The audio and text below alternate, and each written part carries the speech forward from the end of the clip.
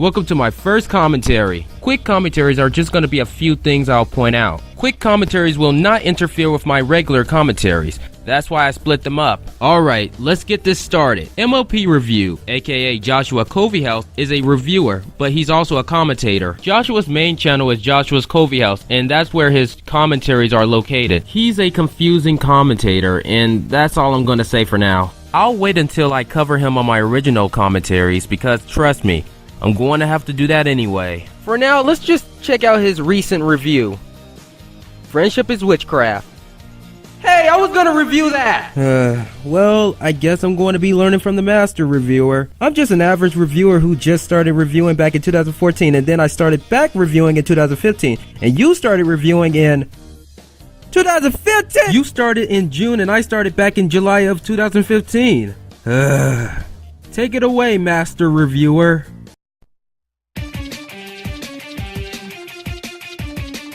Wait a minute. This is your intro? White background? I might as well say hashtag white borders matter. Your OC is making faces, and on top of that, it lasts for 25 seconds. Now, if someone calls me a hypocrite, let me address something.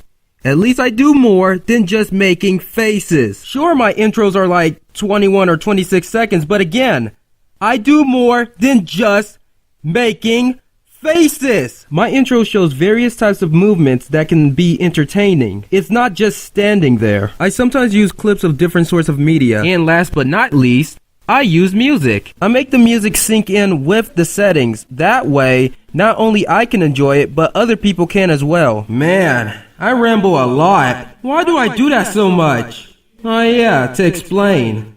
You know, this really kills the purpose of quick commentary. Hello YouTubers, Shadvic speaking. Today we're going to hey, it's me again. Sorry to cut you off, but your subtitles are hard to understand. It's bad enough that your OC is in the middle of nowhere and your background is so white that my avatar's eyes will become completely white, but now your subtitles shares the same color as the background. Why didn't you just change the subtitles black? That would be a perfect color for the white background. Today we're going to take a look at a parody of MLP. The most cringe-inducing MLP related show known as Friendship is Witchcraft. This is the show that drove the voice of reason crazy to the point where he couldn't think rationally. You got that right. Also, the voice of reason got called out by 3 commentators, and the voice of reason became the voice of nope. Voice of reason does hate Friendship is Witchcraft, but he did a poor attempt at reviewing it. And he did admit that he did a bad job on it. One of the commentaries said he already improved. I think the gates of Tartarus have been left unguarded, and the bugbear and T-Wack have now created havoc across Equestria. Remember that, people.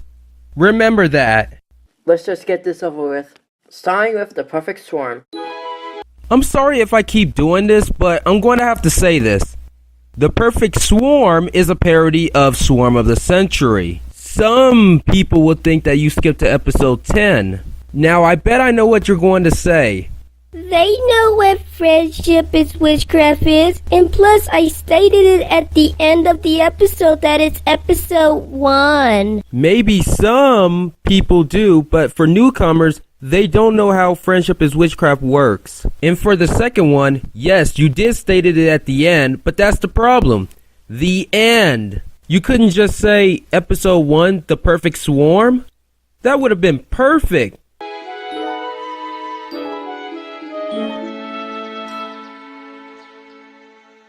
Like fire, hellfire, this burning in my skin. Screw hell. Shout out for the win. I know humor is subjective, but I'm gonna have to say this. What was the point? All you did was say something funny and that was it. Let me ask again. What was the point? Fluttershy was just singing and you wanted to jump in for comedy. So, do you have anything to say about it?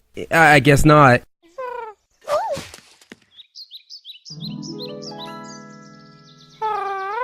Oh, hello, little demon spawn.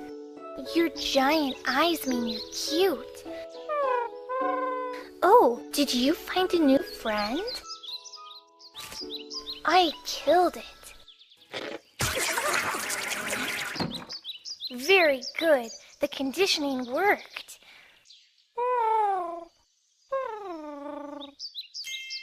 You're just like me as a child. I wonder what else you can destroy. Okay, did Celestia die T-Rex take over? Did you just contradicted your own joke? You contradicted your own joke! I didn't know it was possible to do that! Play that clip in the beginning. I think the gates of Tartarus have been left unguarded, and the bugbear and T-Rex have now created havoc across Equestria. Now play the point I stopped at. Okay, did Celestia die T-Rex take over? In the beginning, you said that T-Rex wreaked havoc across Equestria, but I don't see anything being destroyed right now. I know it was a freaking joke, but in order for a joke to work, it gotta make a bit of sense, but you have failed. Next argument is the Fluttershy one. I wonder what else you can destroy. Okay, did Celestia die T-Rex take over? So what you're telling me is if T-Rex ruled over Equestria, Fluttershy's personality would change over T-Rex destruction? I'm sorry, that is wrong because she's a grown mare and she knows that it wouldn't be right to change her personality. Now, if you bring up the season 5 finale of My Little Pony where Fluttershy's personality changed in another multiverse, let me justify something real quick. I stated earlier that Fluttershy's personality cannot change because she knows better and her cutie mark was already there. The multiverse started when Rainbow Dash didn't complete the Rain Boom, which means Fluttershy didn't get her cutie mark from the Rain Boom. And not to mention, she was a little filly, and also fillies can make up their minds before getting a cutie mark. The first multiverse showcased Fluttershy being helpless during the war against Sombra. She didn't change her personality, did she? Now, the second multiverse showcased Fluttershy being aggressive. Did her personality change? Yes. But just like I stated before, the Rain Boom didn't happen and she was a filly, which means her mind can be shifted easily, and of course she chose this route. By the way, you could have said Iron Will. He's the best choice for this joke. He was the closest to change Fluttershy's personality a bit. Now, here's where I destroy everything. In the episode Putting Your Hooves Down, Fluttershy knew it was wrong to do that to her friends, and she went back to being Fluttershy. You know, Fluttershy. The After Effects Sonic Rain Boom Fluttershy? Take that! Wait a minute, did I just rambled again? And whatever, as long as I got my point across.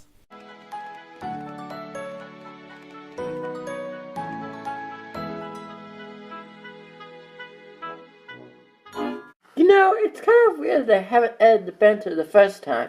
Good job, 10 out of 10. Pointless joke is pointless. Also, why did you even comment on that? You said in the beginning that this is a parody, so why are you pointing out unnecessary objects in a parody series? Sure, it's hard to find flaws in parodies, but wow, you picked that? You might be the first ever reviewer to point out something that's obvious. You know, that obvious joke. Watch how far I can slide. Well, what do you think? That was at least 4 feet. Looks great, Fluttershy. Talk about eye candy. Ah yes, appealing to the eye. The fact watching evolves eyes and seems appealing to her does evolve eye candy. Dada, aka anti-art. Tom Green would be proud. And if you're wondering, yes, I'm aware of what the episode is trying to do. If you're aware of what this episode is trying to do, then can you tell your viewers? Some of them might not get the joke. You're assuming that everyone watched Friendship is Witchcraft or another reviewer who reviewed the series at that matter. I got a special song for you. It's called the Explain song. Ready? Okay. Explain, explain, explain yourself! The song is in a working progress. Like I said, I already ate. Ate what? An elephant, you know. I think I'm gonna be sick.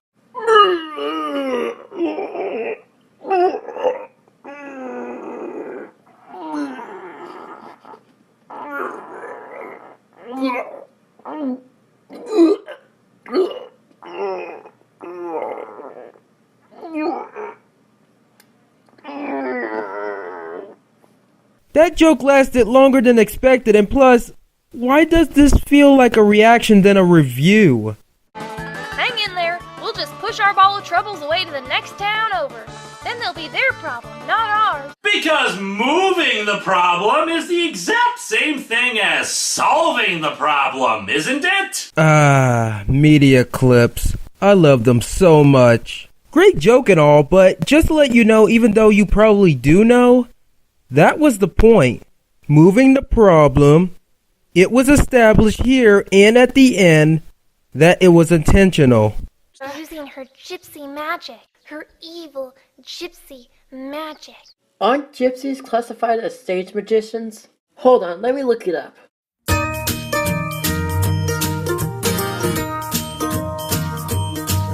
My name is Pinkie Pie. Hello! Oh great, people don't know what the term gypsy is. Congratulations, you know nothing of the word. For this, you win... Nothing! Absolutely nothing! Objection! I was going to let you have this one, but no sir. You're not getting away from this. The first point I'm gonna point out is independence. You know, the word that Friendship is Witchcraft doesn't know about, even though it's in the definition. Pinkie Pie is very independent. For example, in this very episode, Pinkie continued eating all the cakes when the ponies was trying to stop her from doing that. Twilight and Pinkie Pie was supposed to eat the cakes together, but Pinkie started without her, indicating that Pinkie goes by her own rules. In episode 4, Cue from the Hip, Pinkie Pie sung a song. Cool, right? But that's not gonna give you the answer of independence unless you go to the full version. The song explains how Pinkie is going to save her parents, but her parents, who are ghosts, is trying to tell Pinkie not to bring them back and to move on. But Pinkie downright ignored her parents and continued to make the brew. Now let's go to magic. I don't know what dictionary you got, but I know I searched long and hard for this. Gypsies are fortune tellers, even though Pinkie doesn't do any fortune telling, but she does resemble parts of it. Fortune tellers can see into the future, but Pinkie took it to a whole new level. Pinkie can jump to the future and to the past if she wants to, having a little bit of magic to help her out. Also, fortune tellers are psychics. In this very episode, Pinkie Pie knew exactly what to do with those parasprites. Back to Cue from the Hip, episode 4, Pinkie Pie was telling Apple Bloom that she was being accused for witchcraft, but then Pinkie Pie took the phrase gypsy magic. After creating a time-traveling brew, now she can alter the balance of the universe. I don't know what you want to call that, but that's magic. Don't make me bring up That's So Raven, because guess what? She can also see into the future. Take that! Woo! I'm having so much fun. When I said this was a quick commentary, this became longer than I expected. It'll all be secret, but fun. Get it? It's referencing Pound Puppies. Laugh, don't you? Laugh! What the heck is Pound Puppies? Oh, I found it, and also, you got that right, Joshua. But hey, I gotta say something though. 1.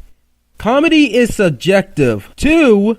Why didn't you show us a clip of Pound Puppies and you had no problem showing outdated clips? And 3, you stated earlier that you know what this episode is trying to do. Yes, I'm aware of what the episode is trying to do. Yet you're still complaining about it. Since Joshua won't tell you guys what this episode is trying to do. Yes, I'm aware of what the episode is trying to do. I'll tell you guys. This episode was trying to overuse running gags in cartoons. That means all cartoons. You didn't complain when they said eye candy 6 times and you was aware of it, but then when they used one reference from Pound Puppies and they only used it one time, and then here comes Culvyhouse. That's nice. Oh no! Oh no you don't, Joshua. No, you're not gonna do this to me again. Yeah, guess what, guys? Guess what? He actually plays this thing for like for 2 minutes and 45 seconds. Like 2 minutes and 45 seconds. That's how long you're gonna be sitting here and watching this one thing. So you know what? I'm gonna do you guys a favor. I'm gonna skip this. And that was Friendship is Witchcraft episode 1. And for the most part, it does what it's supposed to do. Make it alienating. Though this isn't the end. We still got 8 more episodes. So overall, so good it's bad. Wait a minute, you're gonna continue on with this? Oh my god, whatever. Final thoughts. Okay. I don't even need a script for this, man, because it's so freaking simple. Like, it's so freaking simple to actually just point out everything that was wrong with this. My freaking... You didn't even do anything. All you did was just said some things and that's it. You didn't even critique it. You didn't even do anything. Well, the closest thing that you went...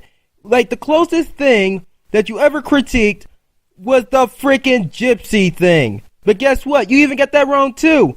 All the other stuff was that you was trying to make jokes. And they didn't even work either. Even though I know that freaking jokes are freaking subjective, but still though, I don't even freaking care, cause just to let you know, man, oh my god, I don't even, it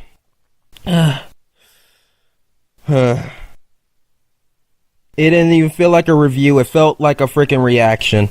You didn't critique anything, you didn't say nothing about it. It felt like you liked the show. Like, that's what it feels like. But I know that you probably do hate the show. But what you're doing right now is that you're just basically doing this. Like, if I wanted to look at a review of the freaking, I would actually watch freaking Voice of Reason, or at least Mr. Enter, because at least they feel like reviews. Your thing is a freaking knockout review, man. It's a freaking knockoff. So, okay. I'm done talking. Alright. Now watch this. You're gonna do a response video off of this, but you know what? That's okay, man. So, alright. This is Supersonic War 15 saying, keep running.